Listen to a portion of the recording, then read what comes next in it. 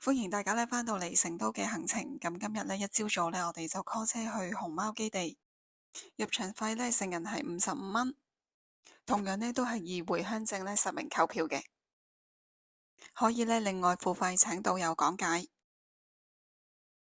入到去有 BB 車嘅存放，咁價錢就係15蚊一個鐘。園區非常之大，咁如果行嘅話就會比較辛苦，一般都會坐觀光車。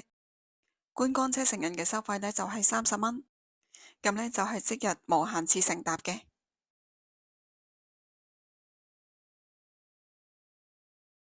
同樣都係實名登記去買車票嘅，不過今次上車就唔係出示回鄉證嘅，出示返買咗票嘅 QR code。一架車大概係坐到10零個人。地圖顯示有好多個地方都有熊貓睇嘅，咁佢哋就會稱之為熊貓1號別墅、2號別墅咁嘅。其實就係我哋而家行緊呢一啲咁嘅園林，咁外面嚇親佢哋就唔可以用閃光燈，同埋唔可以喧嘩嘅。每一間別墅都會有牌介紹返熊貓嘅簡單資料。現場亦都有職員喺度維持秩序。咁由於在場有好多樹，咁有機會就會遮住咗熊貓，咁未必一定見到嘅。除咗寫住係熊貓別墅之外佢有啲指示牌就會寫喺熊貓產房，但係其實就係見唔到熊貓 BB 嘅。我亦都有問過職員會唔會有機會可以親小熊貓，可以抱下佢影下相。咁職員就話係冇呢啲環節嘅。鏡頭遠遠見到有隻熊貓食緊竹葉。整個園區對熊貓都係好保護同埋好友善嘅，因為唔需要佢哋表演，同時亦都係提供咗一個好乾淨同埋比較自然嘅環境俾佢哋生活。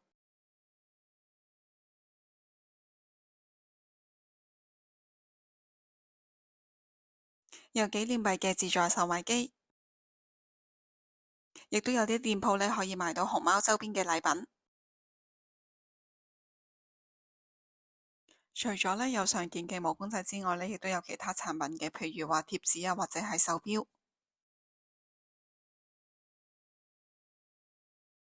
鏡頭見到呢一張貼紙價錢就係15蚊。熊貓嘅毛毛背心我覺得都幾可愛。咁除咗我哋平時見開嘅黑白色熊貓之外仲有呢一隻小熊貓。咁遊客都好中意呢隻小熊貓。依家鏡頭見到就係熊貓爬樹。咁呢個畫面都應該幾罕見，咁好多人都拎起相機就係不停影相。咁園區除咗有禮品店之外仲有好多餐廳，咁所以大家係可以喺嗰度玩一日嘅。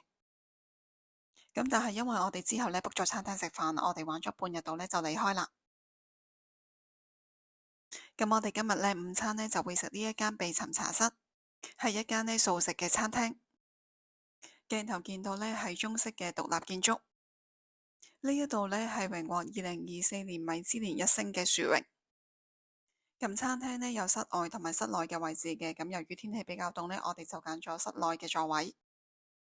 咁餐牌嘅菜式非常之豐富，咁我哋都有啲花多眼亂，所以最後我哋就決定叫餐。咁 set 嘅價錢就係688蚊兩位。首先就係奉上咗桂花紅茶，用上中式嘅茶杯，有陣陣嘅桂花香。然後就係3味前菜，最近鏡頭嘅就係甜筍同埋蜜瓜，個樣好似福袋咁其實就係豆腐皮包住菇菌。另外一道就係荷葉粉。接住落嚟見到係一個燉湯，裏面包括有山藥、松茸、當歸同埋白果。一直以嚟我都覺得當歸個味係好難聞嘅，但係呢個湯咁樣配落去就係非常之清香。之後在上嘅就係炸芋頭藜麥。炸得香脆之餘上面仲配一啲夏威夷果碎。接住落嚟就係鮮天麻同埋黑皮菌，再配上一個野菌紅米飯。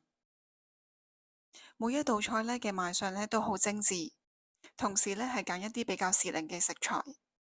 上菜嘅時候職員亦都會介紹返當中嘅用料，所以我覺得呢個茶室係幾值得試嘅。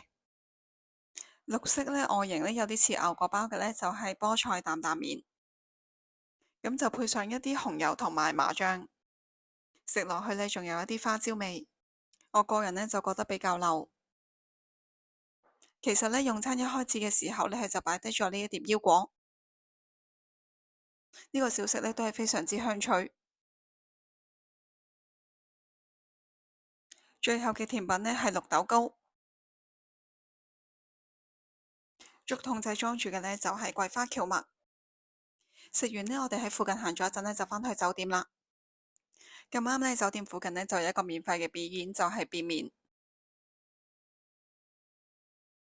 變臉呢就係中國四川傳統嘅藝術，起源於明代。咁呢就可以透過呢瞬間嘅變臉呢，就表達角色嘅心情同埋身份嘅轉換。咁喺呢個春熙路呢，人來人往嘅街道上面提供咗呢個免費表演呢，大家都睇得好開心。除咗遊客之外呢，亦都有好多當地嘅人喺度圍觀。嚟到呢度呢，我哋今次嘅成都旅程呢，亦都接近尾聲啦。咁多謝大家收睇。